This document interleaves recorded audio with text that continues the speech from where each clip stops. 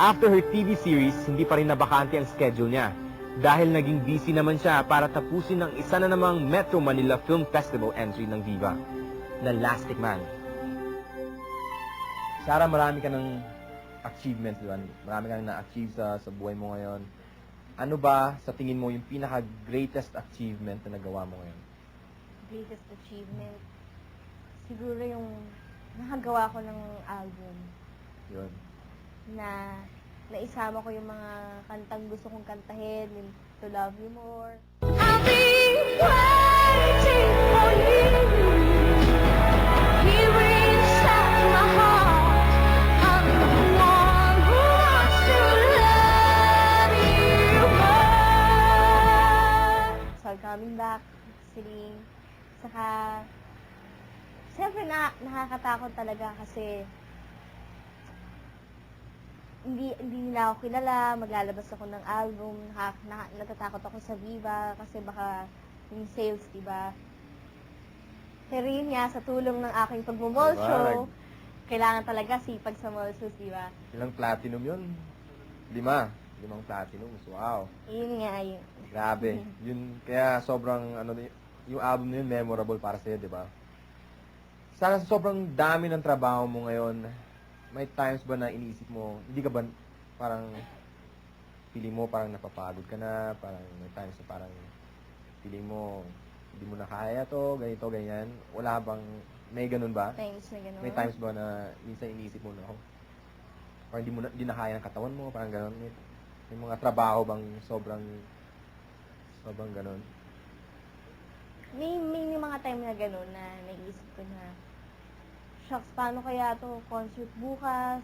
Tapos, may gagawin pa ako ngayon. Kakantahin ko to, ang taas! Yung mga gano'n. Tapos, ang hirap, parang sobrang nakakakaba na parang gusto mo na mamatay. Ganun. Sobrang hirap ng gagawin mo. Pero, iniisip ko yun as challenge nga. Yun nga na challenge to, kailangan mapatunayan ko na kakayanin ko. Mga ganun. Saka, diba, parang masarap yung may trabaho ka kaysa wala, diba nga, Kuya Oo Ward? nga. Tapos rewarding din pagdating mo sa stage na parang yung mga tao sobrang warm, sobrang saya nila, yung parang welcome na welcome sa kanila. Hindi, ikaw. Di ba? Ano ba, pag may mga free time ka, anong ginagawa mo? Paano ka nagre-relax? Paano? Pag may time na pumunta sa mall, ayun, kami yung buong pamilya, yung pag Sunday, pagkatapos ng asap, magsimba, tapos Yun ba yung bonding nyo sa family? Oo. Simba. Sana makakanood ng sine kung may time. Pero, nung medyo feeling ko pagod na ako, mas gusto ko na lang sa bahay, tapos manood na lang ng TV, parang ganun. Or Parang- naglalaro ka ba ng mga PlayStation? Alam mo, gusto ko talaga ng PlayStation. Wala ka ba? Ay. Di ba makag Okay, wala ka Kasi pang baka oras sa bumili. pag-aaral ng mga kapatid Ay, ko. oo, eh. tama. Oo. Si Gabriel, nako. Ako din. Ay, ikaw din. Sarah, Ah. marami ka nang nakaduet, di ba? Si Mark Bautista. Oh, ako, siyempre, di ba, parang nag-duet. Sino pa ba? Nakaduet mo na yung si Reg, si Mr. G. Dami na, di ba? Sino pa ang dream na singer? Sino pa ang dream mong makaduet? Foreign o Kahit local? sino siguro, kahit. Siguro sa atin si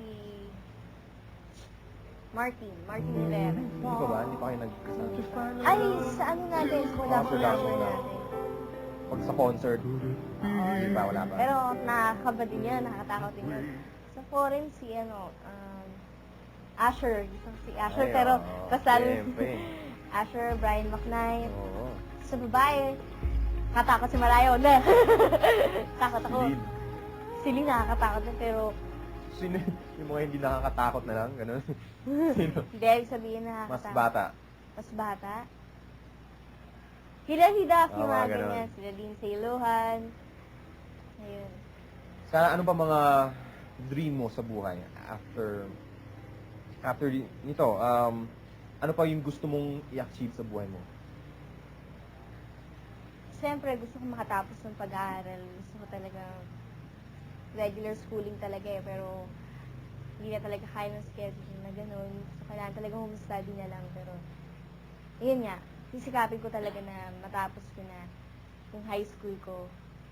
Actually, gagraduate na yung mga classmate ko ngayon eh. Oo. Itong year na to. Next year pala, itong darating na 2005. Tapos, kapan dream, yun nga gusto kong maging Hollywood star na. Oo. Yun, layo-layo, di ba? Bakit hindi? Yun nga, di ba, yung crush ko si Daniel Radcliffe, sila Leonardo DiCaprio, yung mga Titanic na pelikulang ganyan, yung mga Harry Potter, mga fantasy. Gusto ko yung mga ganun talaga. Buti na nag-Lastic Man tayo. Parang Oo. ganun na rin, di ba? Oo. At ang galing po niya sa Lastic Man. Ako panoorin niyo si Woo! Sarah Geronimo. Siguro, Pang smart Hollywood bautista po talaga. Yung acting ni Pang Sarah. Hollywood po talaga. Hindi, totoo, seryoso. Hindi. Pero may bala ka rin na sumali sa mga international competitions. Yung mga parang... Tatanong ko yan sa'yo dati, di ba? Parang gusto mo ba talaga? Kasi ako feeling ko, pag ikaw siguro sasali talaga, parang American mga Voice Idol of nga, Asia, mga pwede. ganun. Oo. Oo, syempre, gusto natin yung ako gustong-gusto ko, pero, ayun nga, etong year na to parang nag-decide kami ni mami ko na wag muna kasi sobrang hirap ng competition, parang, at saka, mahirap din kapag na-disappoint yung mga kababayan mo pag hindi ka nanalo, mahirap yung So ganun. pressure, mas grabe yung pressure pag gano'n, ano? Siguro pag mga ready niya talaga akong lumaban ulit. Anyway, 16 ka pa naman, di ba? So marami Oo. pang pwedeng mangyari sa'yo. Mm-mm. Okay, sino ang... So, paano mo pa ma-improve yung sarili mo? Like, sa singing, paano ba? Ano kaya sa tingin mo? Sa Kailangan advice may- mo, yung mga... Yung tulong family sa ba? Ano ba akin. yung mga advices sa'yo ng family mo? Mga Family sinasabi ko. nila parate na dapat Sarah ganito. Ano ba? May mga advices ba sila sa'yo? Yun nga, every performance mo na gagawin, kailangan ibibigay mo yung the best mo. Para hindi ka mapupulaan ng tao, at saka, di ba? Di ba Mm. kailangan natin yan? Yun nga yung Dapat yung paa nasa... Oo, yun. Siyempre. Yun, dapat lagi kang lumilingon sa pinanggalingan Grounded. mo. Yan. Yun. Sarah, ano yung pinaka-greatest fear mo as a singer ngayon? Parang, may mga ano ka pa ba? As a singer, ano yung mga kinakatakutan mo? As a singer. Like, oo. Yung mga fears ka pa ba? Yan siguro yung mga, ano ba? Yung mga, Aside ng mga concerts na natatakot ka pag oo, syempre concerts. yung matataas ng mga songs. mga Oo, ganun. yan. At saka, syempre yung mga tao na papasok, kung papansinin yung concert mo, nakakatakot Ay, oo. yung mga ganyan. May mga, I'm sure maraming, siguro may naririnig ka ng mga criticisms about Oo, mga yung ganun. Paano mo hinahandle yun?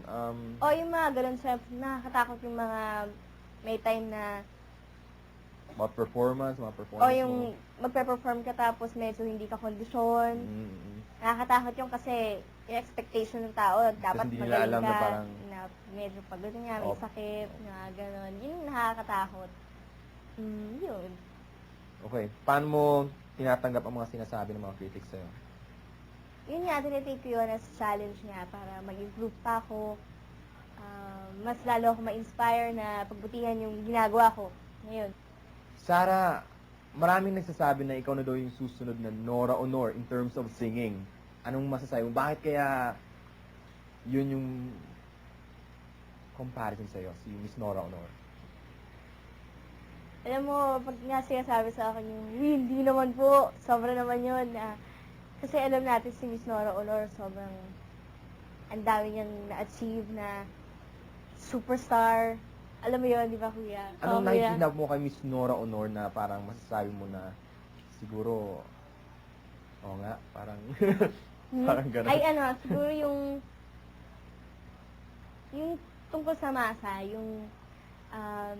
mas ano kasi ako mas malapit ako sa yung mga taong, alam mo yun, yung tawag dito, parang, yung mas Yung gusto ko na ano lang, na masang-masa. normal lang Oo. yung pag-uusap namin, yung mga walang kailangang mag-pretend na, alam mo yun, mas masarap kasing kasama yung mga ganung tao. So, ikaw, okay lang sa'yo na tawagin kang, kasi sinasabi nila baduy or pangmasa.